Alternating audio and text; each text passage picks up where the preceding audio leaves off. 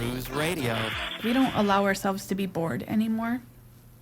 Like, we don't let our brains rest. We don't let us just be with ourselves and keep ourselves company. We don't, and there's just so much creativity to be had when we just allow ourselves to be bored. Yeah.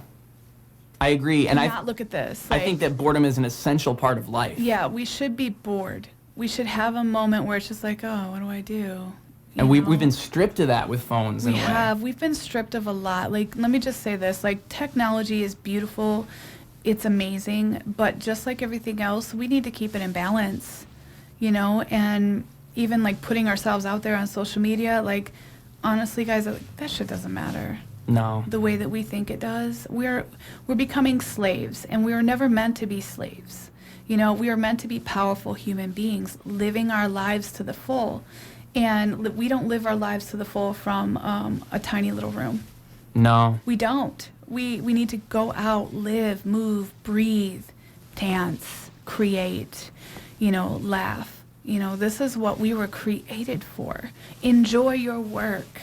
Enjoy your life. Connect with the people that you love. Like, this is what it means to be alive. I saw Elon Musk say in an interview, and I like Elon Musk. I think that he's a super duper innovative, creative guy. I think some of the stuff he's done is, he contributes a lot more to the betterment of society than I think a lot of people with his level of power. But I saw him talking about the Neuralink technology that he's making, and he was talking. It was on when he was on Joe Rogan, not the last time, but the one before, I believe. And he said to Joe, he said, "I want to make it so everybody has this the Neuralink thing. I can understand how that would be a contentious thing. Now, if we're just saying it's for people who have mental disabilities or for people who, like, if you're blind and it can make you see again, that's a miracle. That's amazing." Yeah, that's interesting. That's an interesting thought process. And that's what they're talking about. Or like people who are deaf, and they're going to figure out where it is in your brain, and you could actually repair something like that. To me, that is the utility of that technology. Yeah. Just stop there. Don't go farther than that. Don't go farther than that. You don't need to go farther than that, because that, now you're aiding humanity. You're doing, like, you could have that argument, well, it's not God's plan. Okay. But it's at the very least, that is something that is meant to assist people.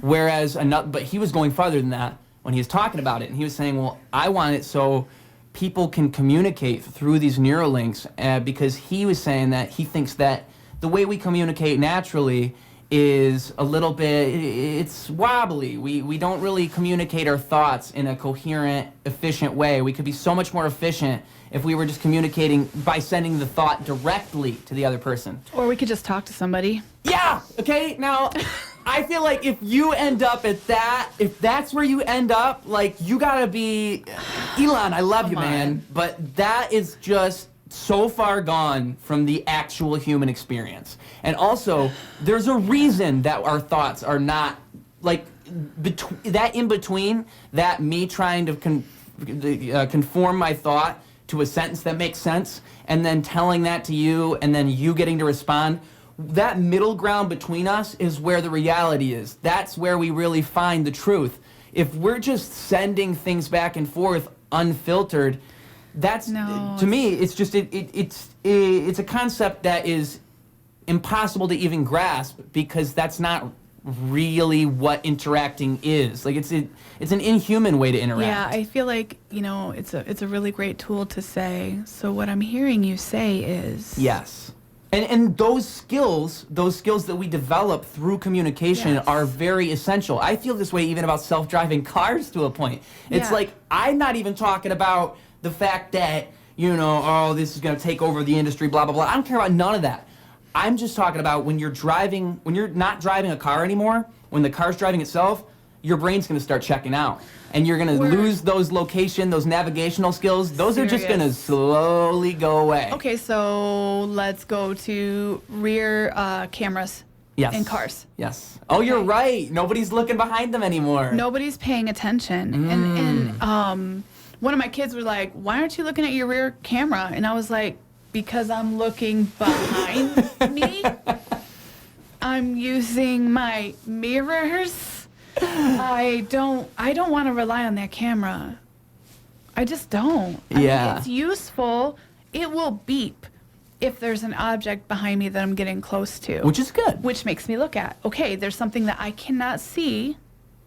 But You people know. get to the point where they rely on the technology. Exactly. So when you rely on the technology, you lose just a space in your brain. And so like even with cell phones, you know, you have your contact list.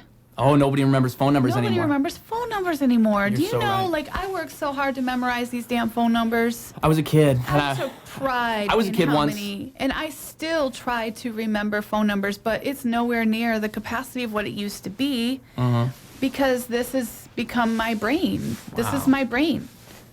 I think I only know like 2 phone numbers. Seriously, no. Like, we should be memorizing this stuff. That's a skill. Yeah. Same thing with calculators. I mean, even that. A just lot of math, people. just calculating in your mind. Like, I don't want to look at that. And you know, my friend actually, my friend Tara, my best friend, she checked me on that because she was like, she would ask a question like, "Who is in this movie?" And I'm like, "I don't know. Let's Google it." She's like, "No, don't you Google that shit." She says. I always wait She's like a minute. Don't you Google that? She goes, "You think about it. It's gonna come to you." Like, you'll remember, and fine, after a week, if you can't remember, then look it up. But, like, She's right. it will come to you. Use your brain. I'm like, okay. Well, and you know what that is? She's That's right. neuroplasticity right there. It Come on, is. she's right. It's Because like, you're losing neuroplasticity when you're not using those muscles in your brain. You need I mean, to use neuroplasticity, it. from my understanding, is the elastics of your brain. It's how much I can stretch and go in these different directions. Like, if I'm not using that part, it's like we just Yeah. said, you develop a deficit there. It's gone now. yeah, like, and I understand, like, for the times or whatever, we may need space for other things. But, like, I just see the value in memorization. I see the value in, you know, that kind of thinking and, like, using your mind and not relying on somebody else to be your mind. Yeah. Yeah. Right now, we live in a culture where there's so many unknowns and our minds are being devalued. Yeah. And, you know, technology reigns supreme as the answer, you know, or what's presented to us through that technology. And, you know, again, that's taking away our power. We need to use our minds. We need to use and trust in this ability that we've been given, this miracle that is in our cranium right now, that keeps us on this planet. Like, the depths, the widths, the heights of how far we can go is just amazing. You know, we need to use our mind. And I I'm agree. challenging myself. Like, I'm like, even as I'm saying, I'm like, Sean, you gotta use your mind. Like, come on, Sean, you gotta use your mind. Like, stop checking out or stop relying on this. Like, Yeah. think. And, you know, and again, it's just embracing who we are as human beings. We are powerful. We are smart. We are creative. Yeah. You know, we are loving and compassionate. Gotta break away.